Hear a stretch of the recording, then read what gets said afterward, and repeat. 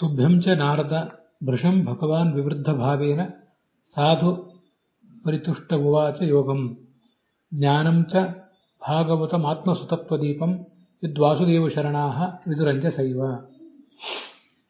ಶ್ರೀ ಗುರುಭ್ಯೋ ನಮಃ.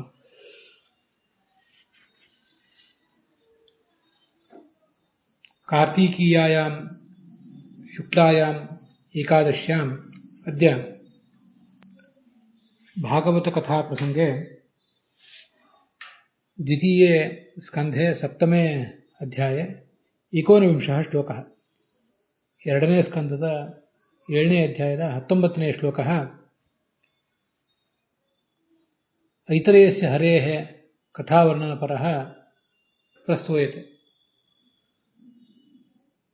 ಚತುರ್ಮುಖಃ ಬ್ರಹ್ಮ ನಾರದಂ ಏವಂ ಆಹ. ಹೇ ನಾರದ,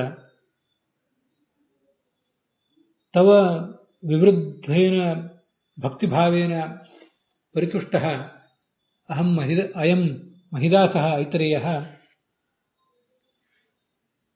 ತುಭ್ಯಂ ಸರ್ವೇಭ್ಯಶ್ಚ ಭಗವದ್ವಿಷಯಕಂ ತತ್ವಂ ಉಪದಿದೇಶ. ಸೋಯಂ ಅರ್ಥಃ ಭಾಗವತೆ ಉಕ್ತಃ ಬ್ರಹ್ಮಪುರಾಣೇನ ಸಮರ್ಥಿತಶ್ಚ.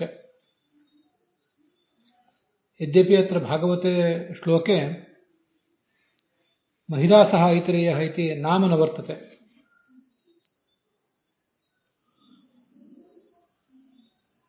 ಅತಯೇವ ಅನ್ಯೇ ಸರ್ವೇ ವ್ಯಾಖ್ಯಾತಾರಃ ಅತ್ರ ನೈಕವಿಧೈಃ ಅಪ್ರಮಾಣಕೈಃ ಪ್ರಕಾರಕೈಃ ವರ್ಣನಂ ಇಮಂ ಅವತಾರಮಿಮಂ ವರ್ಣಯಂತಿ. ಯಥಾ ಶ್ರೀಧರಿಯೇ ಉಕ್ತಂ ಹಂಸಾವತಾರ ಇತಿ. ತದೇವ ವೀರರಾಘವೈರಪಿ ಸಮರ್ಥಿತಂ. ಈಗ ನಾವು ಐತರೇಯ ಅವತಾರದ ಬಗ್ಗೆ ನೋಡೋರಿದ್ದೀವಿ. ಭಾಗವತದ ಈ ಶ್ಲೋಕಗಳು ಬಹಳ ವಿಚಿತ್ರವಾಗಿರ್ತವೆ. ಅವು ಯಾವ ಅರ್ಥವನ್ನು ಹೇಳ್ತವೆ ಅಂತನ್ನೋದು ಸರಿಯಾಗಿ ಗೊತ್ತಾಗೋದಿಲ್ಲ. ಚತುರ್ಮುಖ ಬ್ರಹ್ಮದೇವರು ನಾರದನಿಗೆ ಹೇಳ್ತಾ ಇದ್ದಾರೆ, ನಾರದನೇ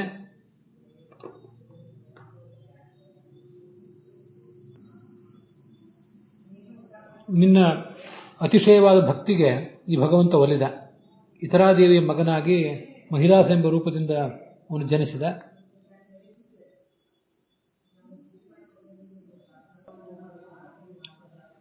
ಕರ್ಮವ ಯೋಗವನ್ನು ಉಪದೇಶ ಮಾಡಿದ, ಹಾಗೆ ತತ್ವಜ್ಞಾನವನ್ನು ಉಪದೇಶ ಮಾಡಿದ. ಅವನೇನು ಉಪದೇಶಿಸಿದ್ದಾನೆ ಅದನ್ನು ಅವನ ಅನುಗ್ರಹ ಇದ್ರೆ ಮಾತ್ರ ತಿಳಿಲಿಕ್ಕೆ ಸಾಧ್ಯವೇ ಹೊರತು ಬೇರೆ ಯಾರಿಗೂ ತಿಳಿಲಿಕ್ಕೆ ಸಾಧ್ಯ ಇಲ್ಲ ಅಂತ ಅದರ ಅಭಿಪ್ರಾಯ. ಈ ಶ್ಲೋಕದಲ್ಲಿ ಯಾವ ಅವತಾರದ ಬಗ್ಗೆ ಹೇಳ್ತಿದ್ದಾರೆ ಅನ್ನುವುದೇ ಗೊತ್ತಾಗೋದಿಲ್ಲ. ಹಂಸಾವತಾರ ಅಂತ ಇದನ್ನು ಶ್ರೀಧರರು ಮತ್ತು ವೀರರಾಘವರು ಅರ್ಥ ಮಾಡಿದ್ದಾರೆ. ಆದರೆ ಆಚಾರ್ಯರು ಅದನ್ನು ಬ್ರಹ್ಮಪುರಾಣದ ನೆರವಿನಿಂದ ವ್ಯಾಖ್ಯಾನ ಮಾಡಿದ್ದಾರೆ. ಇತರಾದೇವಿಯ ಮಗನಾಗಿ ಹುಟ್ಟಿದ ಭಗವಂತನೇ ಈ ನಾರದನಿಗೆ ತನ್ನ ಸ್ವರೂಪವನ್ನು ಉಪದೇಶಿಸಿದ. ಈ ರೂಪದ ರಹಸ್ಯ, ಅದರ ಉಪದೇಶವನ್ನು ಭಗವಂತನ ಅನುಗ್ರಹವಿದ್ದರೆ ತಿಳಿಯುವುದು ಸಾಧ್ಯ, ಇಲ್ಲದೆ ಹೋದರೆ ಆಗೋದಿಲ್ಲ. ಯತ್ ಪ್ರಾಪುಹು ವೈಷ್ಣವಾಹ, ಭಗವಂತನ ಭಕ್ತರು ಮಾತ್ರ ಅದನ್ನು ಅರಿತುಕೊಳ್ತಾರೆ ಅಂತ ಅದರ ತಾತ್ಪರ್ಯ. ಅಲ್ಲಿ ಯೋಗ ಮತ್ತು ಜ್ಞಾನ ಅಂತಿದೆ ಶ್ಲೋಕದಲ್ಲಿ. ಆ ಯೋಗ ಮತ್ತು ಜ್ಞಾನ ಅನ್ನೋದಕ್ಕೆ ಕರ್ಮಯೋಗ ಮತ್ತು ಜ್ಞಾನಯೋಗ ಅನ್ನುವ ಅರ್ಥಗಳನ್ನೇ ವಿಜಯಧ್ವಜರು ಬರೆದಿದ್ದಾರೆ.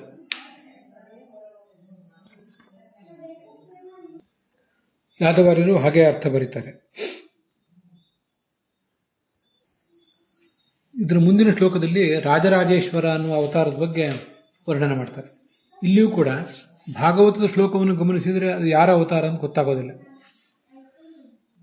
ಚಕ್ರಂ ಚ ದಿಕ್ಷು ಅವಿಹತಂ ದಶಸು ಸ್ವತೇಜಃ ಮನ್ವಂತರೇಶು ಮನುವಂಶಧರೋ ವಿಭರ್ತಿ ಅಂತ ಆ ಶ್ಲೋಕ. ಈ 14 ಮನ್ವಂತರಗಳೇನಿವೆ ಚತುರ್ಮುಖ ಬ್ರಹ್ಮನ ಹಗಲಿನ ಕಾಲದಲ್ಲಿ ಆಗುವಂಥವು, ಅದರಲ್ಲಿ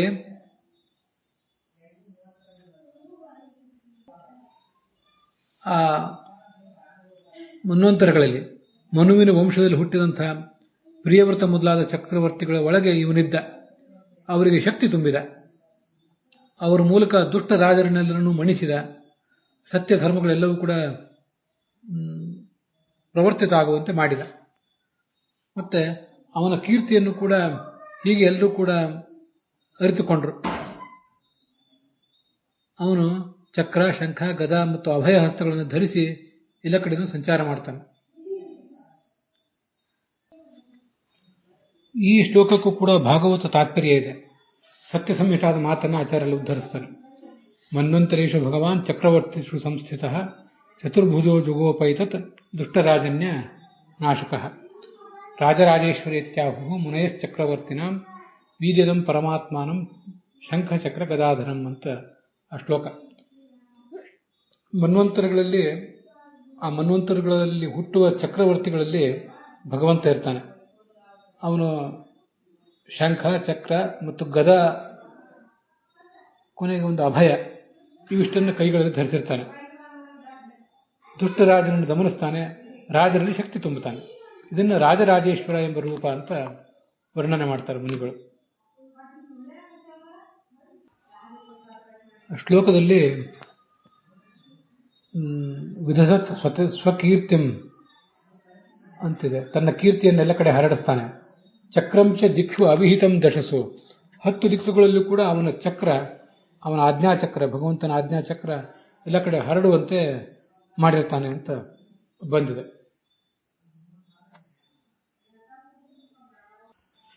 ಭಾಗವತದಲ್ಲಿ ಚಕ್ರ ಅಂತ ಶಬ್ದ ಇದೆಯಲ್ಲ, ಆ ಚಕ್ರ ಅನ್ನೋ ಶಬ್ದಕ್ಕೆ ಚಕ್ರವೆಂಬ ಆಯುಧ ಅಂತ ಅರ್ಥ ಬರೀತಾರೆ ಯಾದವಾರ್ಯರು. ಚಕ್ರ ಅಂದ್ರೆ ಅವನ ಆಜ್ಞಾಚಕ್ರ ಅಂತ ಅರ್ಥ ಬರೀತಾರೆ ವಿಜಯಧ್ವಜರು. ಭಾಗವತದಲ್ಲಿ ಬರೇ ಚಕ್ರ ಅಂತ ಅಷ್ಟು ಮಾತ್ರ ಶಬ್ದ ಇದೆ. ಸ್ವತೇಜ, ಭಗವಂತನ ತೇಜಸ್ಸಿನಿಂದ ತುಂಬಿದ ಆ ಚಕ್ರ, ಅದು ಅವನ ಆಜ್ಞಾಚಕ್ರವೇ ಇರಬಹುದು, ಚಕ್ರವೆಂಬ ಆಯುಧವೇ ಇರಬಹುದು. 10 ದಿಕ್ಕುಗಳಲ್ಲಿ ಅದಕ್ಕೆ ಎಲ್ಲೂ ತಡೆ ಇಲ್ಲ. ಆ ವಿಷಯ ಅಂತೂ ಸರಿ. ಈ ಸ್ವತೇಜ ಅಂತ ಏನಿದೆಯಲ್ಲ, ಸ್ವತೇಜ ಅನ್ನೋದು ಆ ಚಕ್ರಕ್ಕೆ ವಿಶೇಷಣ. ತನ್ನ ತೇಜಸ್ಸಿನಿಂದ ತುಂಬಿದ ಚಕ್ರ ಅಂತ ಅದರ ತಾತ್ಪರ್ಯ. ಯಾದವಾರ್ಯರಿಗೂ ಕೂಡ ಆ ಚಕ್ರ ಅಂದ್ರೆ ಆಜ್ಞಾಚಕ್ರ, ಅವನ ಆಜ್ಞೆಯ ಒಂದು ವ್ಯಾಪ್ತಿ ಅನ್ನೋ ಅರ್ಥ ಅನಭಿಪ್ರೇತ ಏನಲ್ಲ, ಅದನ್ನೂ ಹೇಳ್ತಾರೆ. ಚಕ್ರಂ ಆಜ್ಞಾರೂಪಂ ಚ ವಿಭರ್ತಿ ಅಂತ. ಭಾಗವತ ಶ್ಲೋಕದಲ್ಲಿ ಚಕ್ರ ಅಂತ ಶಬ್ದ ಮಾತ್ರ ಇದೆ. ನಾವೀಗಾಗಲೇ ಅದನ್ನು ನೋಡಿದ್ದೇವೆ.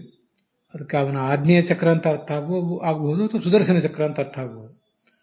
ಈ ಭಾಗವತವನ್ನು ವ್ಯಾಖ್ಯಾನ ಮಾಡಲಿಕ್ಕೆ ಹೊರಟಿರುವಂತಹ ಸತ್ಯ ಸಂಹಿತಾದಲ್ಲಿ ಕೂಡ ಅವನು ಚತುರ್ಭುಜನಾಗಿದ್ದಂತ ವರ್ಣನೆ ಮಾಡಿದ್ದಾರೆ. ಆದರೆ ಆತ ಕೈಗಳಲ್ಲಿ ಧರಿಸಿದ್ದೇನನ್ನ ಶಂಖ, ಚಕ್ರ, ಗದಾ ಈ ಮೂರನ್ನು ಧರಿಸಿದ್ದಾನೆ ಅಂತಿದೆ. ಇನ್ನೊಂದು ಕೈಯಲ್ಲಿ ಏನು ಧರಿಸ್ತಾನೆ? ಅದು ಯಾದವಾರ್ಯರ ವ್ಯಾಖ್ಯಾನದ ಪ್ರಕಾರ ಅಭಯವನ್ನು ಧರಿಸಿದ್ದಾನೆ ಅಂತ ತಿಳ್ಕೊಳ್ಬೇಕು. ಜಗತ್ತಿನ ಜನರೆಲ್ಲರಿಗೂ ಕೂಡ ಅಭಯವನ್ನು ಕೊಡುವ ಕಾರ್ಯವೇ ಆತಂದಾದ್ರಿಂದ 4 ಕೈಗಳಲ್ಲಿ ಈ ಕ್ರಮವಾಗಿ ಶಂಖ, ಚಕ್ರ, ಶಂಖ, ಗದಾ ಮತ್ತು ಅಭಯ, ಹೀಗೆ ಅದರ ತಾತ್ಪರ್ಯ. ವಿಜಯಧ್ವಜರು ಮತ್ತು ಯಾದವಾರ್ಯರಲ್ಲೂ ಭಾಗವತ ತಾತ್ಪರ್ಯವನ್ನು ಅನುಸರಿಸಿದ್ದಾರೆ ಸಹಜವಾಗಿಯೇ. ಶ್ರೀಧರರು ಮತ್ತು ವೀರರಾಘವರ ದೃಷ್ಟಿಯಲ್ಲಿ ಮನ್ವಂತರಗಳಲ್ಲಿ ಆಗುವ ಅವತಾರ, ಬೇರೆ ಬೇರೆ ಮನ್ವಂತರಗಳಲ್ಲಿ ಬೇರೆ ಬೇರೆ ಅವತಾರಗಳಾಗ್ತಿರ್ತವೆ. ಅದರಲ್ಲಿ ಇದು ಒಂದು ಅವತಾರ ಅಂತ ಬರೀತಾರೆ. ಅವರಿಗಿದು ರಾಜರಾಜೇಶ್ವರ ಅನ್ನುವ ವ್ಯಾಖ್ಯಾನದ ಮೂಲ ಗ್ರಂಥವಾದಂತಹ ಸತ್ಯ ಸಂಹಿತ ಅದು ಅವರಿಗೆ ಸಿಗುವುದು ಸಾಧ್ಯ ಇಲ್ಲ. ಅದಕ್ಕಾಗಿ ಹೀಗಾಗ್ತದೆ.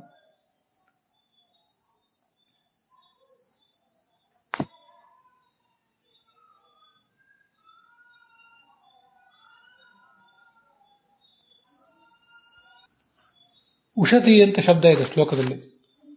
ಅಲ್ಲೂ ಕೂಡ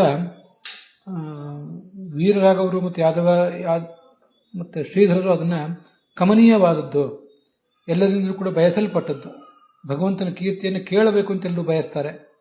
ಆ ಅರ್ಥದಲ್ಲಿ ಕಮನೀಯ ಅನ್ನೋ ಅರ್ಥವನ್ನು ಅವರು ಹೇಳಿದ್ದಾರೆ.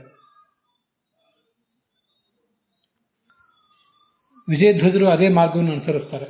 ಆದರೆ ಯಾದವಾರ್ಯರು ಮಾತ್ರ ಅದನ್ನು ನಿರ್ಮಲವಾದದ್ದು ಅಂತ ಅರ್ಥ ಬರೀತಾರೆ. ವಾಚೋ ಬಭೂಭು ಉಷತೀ ಶ್ವಸತೋತ್ಸನಸ್ಥಃ ಅಂತ ಹಿಂದೆ ಒಂದು ಶ್ಲೋಕ ಬಂದಿದೆ ಹಯಗ್ರೀವ ಅವತಾರದ ವರ್ಣನ ಪ್ರಸಂಗದಲ್ಲಿ.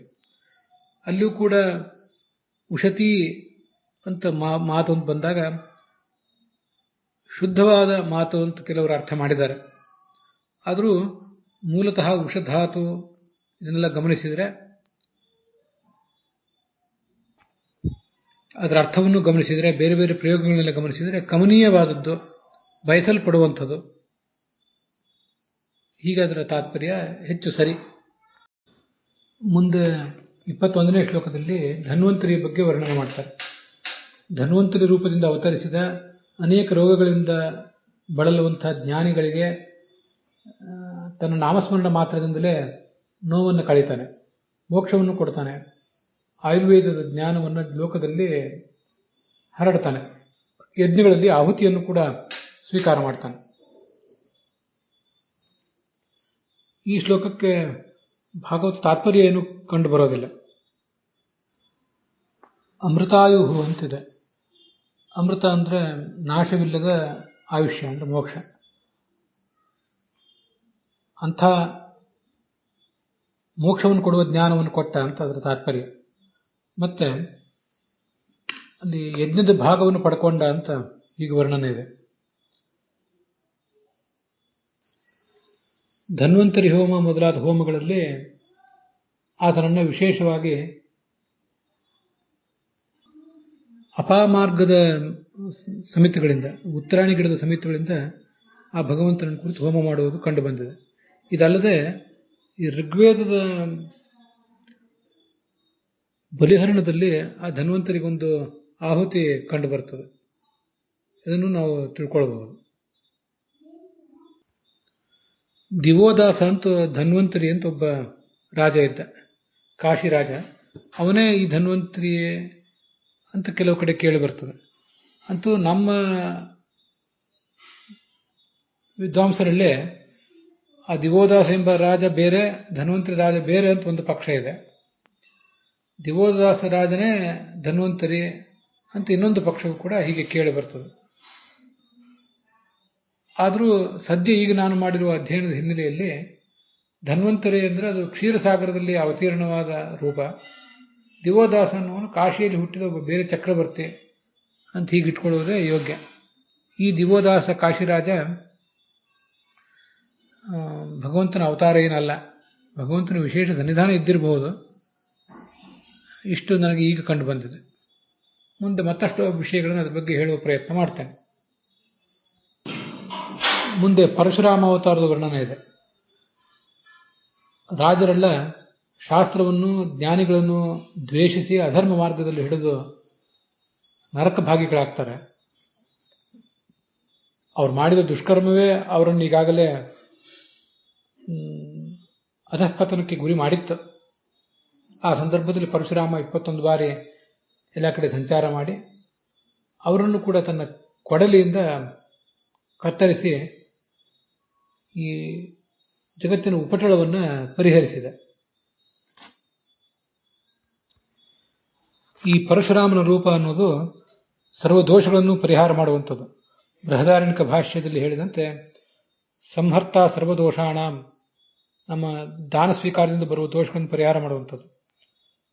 ಅಗ್ನಿಸ್ಥಳದ ಅಗ್ನಿ ಅಂತರ್ಗತ ಪರಶುರಾಮ. ಭಾಗವತ ತಾತ್ಪರ್ಯ ಹೇಳುವಂತೆ ಜ್ಞಾನಾದಿ ದಾಯಕ ಜಾಮದಗ್ನಾದಿ ರೂಪವಾನ್ ಅಂತ ಪರಶುರಾಮ ರೂಪದಿಂದ ಜ್ಞಾನವನ್ನು ಕೊಡ್ತಾನೆ. ಮತ್ತೆ ಮಹಾಭಾರತ ತಾತ್ಪರ್ಯ ನಿರ್ಣಯ ಒಂದು ಕಡೆ ಹೇಳುವಂತೆ ಧನಸ್ಯ ದೇವತಾ ವಿಷ್ಣು ಜಾಮದಗ್ನಿಯೋ ಖಿಲೇಶ್ವರ ಅಂತ. ಈ ಪರಶುರಾಮ ಧನದ ದೇವತೆ, ಸಂಪತ್ತಿನ ದೇವತೆ. ಹೀಗೆ ಭೌತಿಕ ಸಂಪತ್ತನ್ನೂ ಕೊಡ್ತಾನೆ, ಮತ್ತೆ ಜ್ಞಾನದಾಯಕ, ನಮ್ಮೆಲ್ಲ ದೋಷಗಳನ್ನು ಕೂಡ ಪರಿಹಾರ ಮಾಡುವಂತಹ ರೂಪ ಅದು. ಗಾಯತ್ರಿಯ ಮಂತ್ರದ ಪೂರ್ಣ ಫಲ ಸಿಗಬೇಕು ಅಂತಿದ್ರೆ ಈ ಪರಶುರಾಮನ ಧ್ಯಾನವನ್ನು ಮಾಡಬೇಕು. ಈ ತಸ್ಯಾಹ ಅಗ್ನಿರೇವ ಮುಖಂ ಅಂತ ಬೃಹದಾರಣ್ಯಕ ಉಪನಿಷತ್ತು. ಈ ಗಾಯತ್ರಿಯ ಮುಖ, ಮೊದಲ ಅಕ್ಷರ ಅದು ಅಗ್ನಿ, ಅಗ್ನ್ಯಂತರ್ಗತನಾದ ಪರಶುರಾಮ ಅಂತ ಈ ವರ್ಣನೆ ಬಂದಿದೆ. ಹೀಗೆ ಅಗ್ನ್ಯಂತರ್ಗತನಾದ ಪರಶುರಾಮನನ್ನು ಅಲ್ಲಿ ಧ್ಯಾನಿಸಿದರೆ